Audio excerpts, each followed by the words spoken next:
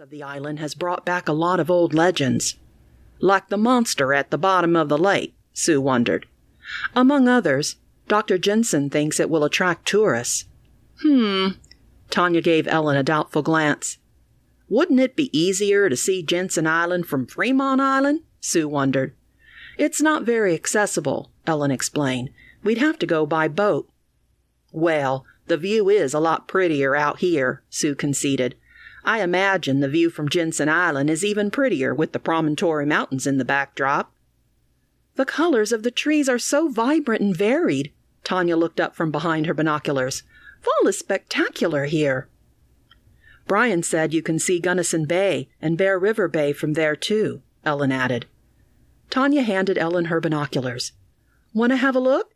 There's not much to see on Jensen Island. It's basically a flat rock. Ellen pressed the lenses to her eyes and focused on the rock that formed less than half a square mile of flat surface area in the distance.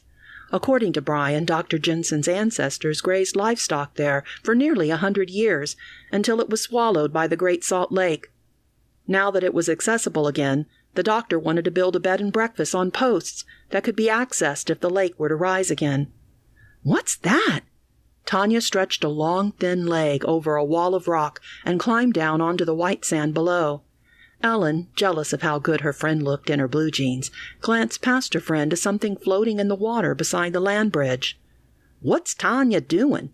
Sue asked Ellen through the car window. Tanya covered her mouth and shrieked, causing Ellen to jump nearly a foot off the ground. What is it? Ellen cried. She returned the binoculars to her face and aimed them at the floating object.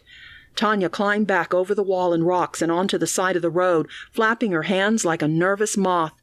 Ellen searched along the embankment with the binoculars. The thing floating was pale and lumpy, but she couldn't make out what it was until she zoomed out and saw a woman's bloated face. Tanya was sick on the rocks. Ellen had to look away to avoid being sick herself. It's a body, Ellen shouted to Sue. Call 911 and let them know that we found the body of a woman on the road to Antelope Island.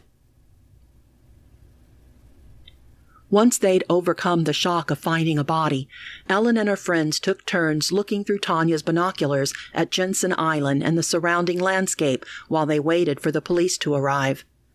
I see a structure that must have been the old farmhouse, Tanya said. It's not much, but I'm surprised there's anything left at all after being submerged for so long. Ellen held out her hand for a turn. I'm more interested in the bridge. Can I have a look? She pressed the lenses to her eyes and scanned the water between the island and the mainland. I'm interested to hear Dr. Jensen's theories about the bridge. Didn't he promise to bring the journal? Sue reminded her. Yes, he did.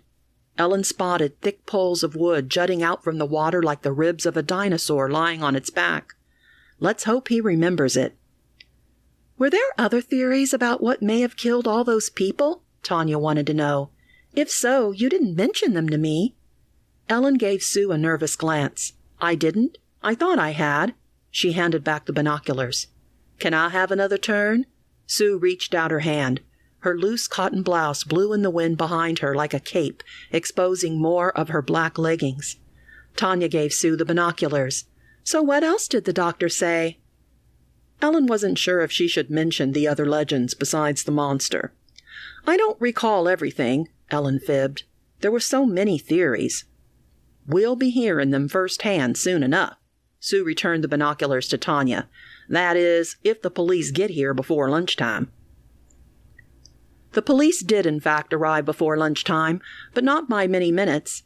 Ellen texted Dr. Jensen with a brief explanation of what had happened and asked him to postpone their meeting for another hour, as one of the officers questioned first Tanya and then Sue. When it was Ellen's turn to give a statement, she had little to add except that she had noticed something strange when looking at the woman through the binoculars.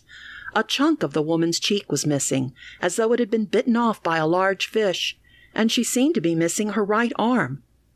The officer, who was about her height but thinner, younger, and more muscular, gave her a funny look. Must have been the sharks. Really? Ellen covered her mouth. Oh my gosh. I'm pulling your leg, the officer admitted. I noticed the California license plates on your vehicle and thought I could get away with it. Ellen chuckled. We're from Texas. That's a rental. But yes, you did get away with it.